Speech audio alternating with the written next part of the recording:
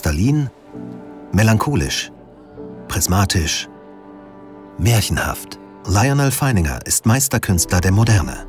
Er beherrschte viele Techniken, von der Malerei über den Holzschnitt bis hin zur Fotografie. Und doch ist seine Vielseitigkeit erstaunlich wenigen bekannt. Bis heute.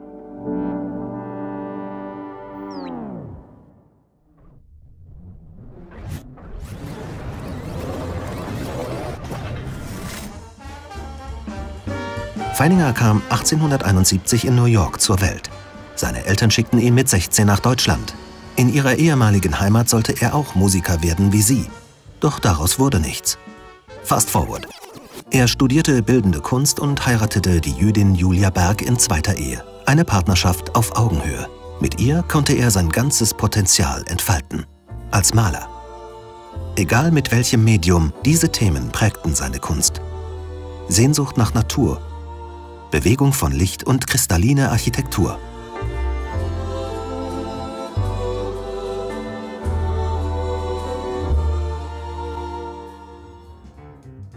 Feininger war in Berlin der 1900er Jahre ein erfolgreicher Karikaturist. Er machte mit seinem feinen Humor seinem Namen alle Ehre und spiegelte mit seinen populären Zeichnungen den Zeitgeist.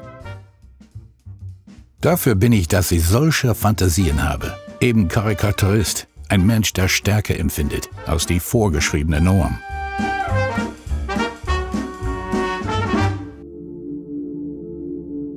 Seine ersten Gemälde sind märchenhaft figurativ, bevor sich ihre Silhouetten in ihrer Umwelt aufzulösen begannen.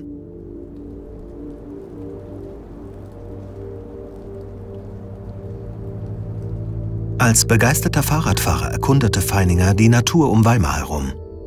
Er dokumentierte auf seinen Ausflügen seine Impressionen in unzähligen sogenannten Naturnotizen. Aus ihnen schuf er später Gemälde aus der Erinnerung an diese Orte. Menschen mit Sehnsucht verstehen mich. Als gebürtiger Amerikaner faszinierten ihn die deutschen Dörfer und er romantisierte mit mittelalterlichen Bauten. Auch wenn ihn die Natur und Architektur inspirierten, bildete er in seinen Werken seine innere Reflexion der Objekte ab. In seinen Gemälden konnte er die Facetten entfalten, die bewohnte Landschaften und Horizonte in ihm warfen. Wie ein Kaleidoskop der Eindrücke. Ich könnte ebenso wenig wie Sie zur rein abstrakten Form greifen, denn dann hört alles Fortschreiten auf.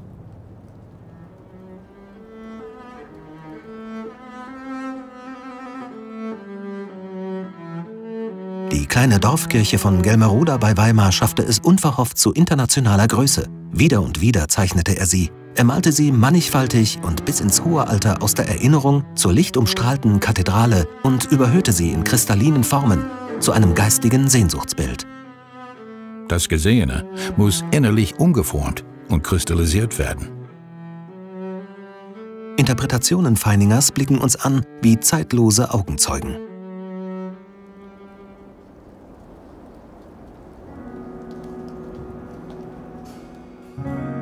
(1919) gestaltet er das Cover des Gründungsmanifest und Programm des fortschrittlichen Bauhauses mit einem Kathedralenholzschnitt. Seine kristalline Kunst verkörperte auch den Zeitgeist von gesellschaftlicher Transparenz und Aufbruch. Feininger wurde als erster Meister an diese wegweisende Kunstschule in Weimar berufen, wo er Direktor der grafischen Werkstatt wurde. Die Meisterhäuser hielt er in fotografischen Lichtstudien bei Nacht fest, auch wenn er der Fotografie anfänglich skeptisch gegenüberstand.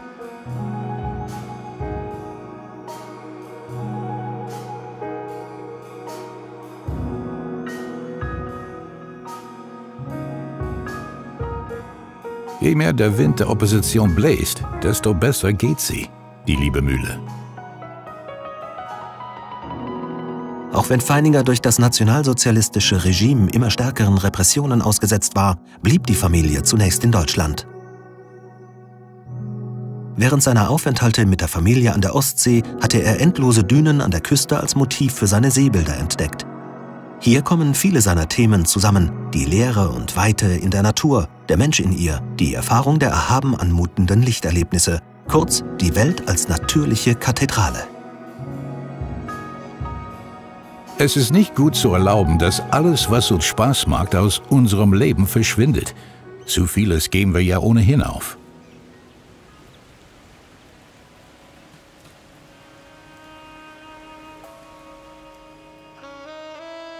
Die Nationalsozialisten konnten Feiningers spirituellen Sinn für Abstraktion nicht nachempfinden.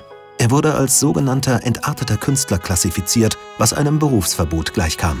Nach 50 Jahren musste er Deutschland verlassen. Auch seine Liebe für seine zweite Heimat konnte ihn nicht beschützen, wenn andere bestimmten, was Deutschsein zu bedeuten hat. 1937 emigrierte er mit seiner Familie nach New York und konnte dort 2 Jahre nicht mehr malen. Wir müssen völlig vergessen, dass ich mal ein erfolgreicher Künstler im Deutschland der Vornazi-Zeit war. In Deutschland ist alles vorbei für uns und hier hat noch nichts richtig begonnen.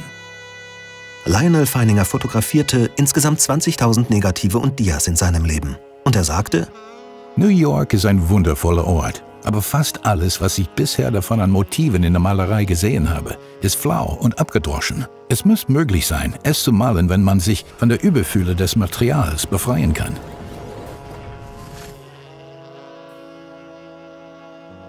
Dennoch fand auch er Licht zwischen den Hochhäusern der Stadt, die für ihn das Exil bedeutete. Licht, das die Sehnsucht seiner facettenreichen Gemälde aus Deutschland widerspiegelt.